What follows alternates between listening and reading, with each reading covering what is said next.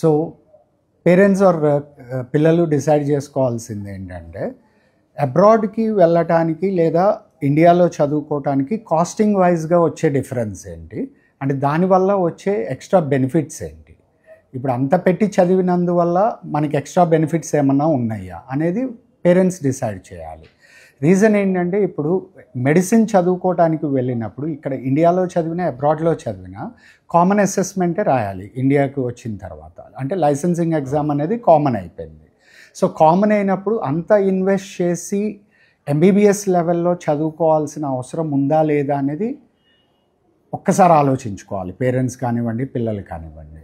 ఎందుకని అంటే major requirement మనకి ఫండ్స్ రిక్వైర్మెంట్, అంటే మనీ రిక్వైర్మెంట్ ఎంబీబీఎస్ లెవెల్లో కంటే ఆఫ్టర్ ఎంబీబీఎస్ తర్వాత పోస్ట్ గ్రాడ్యుయేషన్ అప్పుడు కావచ్చు, ఆ టైంలో ఎక్కువ నీడ్ ఉంది. Okay, we have to invest it wisely. అంటే వాట్ యూ సజెస్ట్ అండి యాజ్ అ హోల్, ఎంబీపీఎస్ ఇండియాలో చేసి ఫండ్స్ కాస్త జాగ్రత్త చేసుకొని పీజీ ఇంకాస్త బెటర్ ఆప్షన్స్ చూసుకుంటే బెటర్ అంటారా?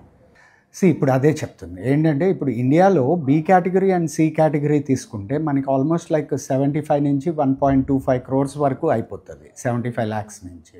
సో అంత ఇన్వెస్ట్మెంట్ ఇప్పుడు ఎంబీబీఎస్ లెవెల్లో పెట్టేస్తే పోస్ట్ గ్రాడ్యుయేషన్ లెవెల్కి వచ్చేసరికి ఫండ్స్ డ్రై అయిపోతాయి చాలామందికి.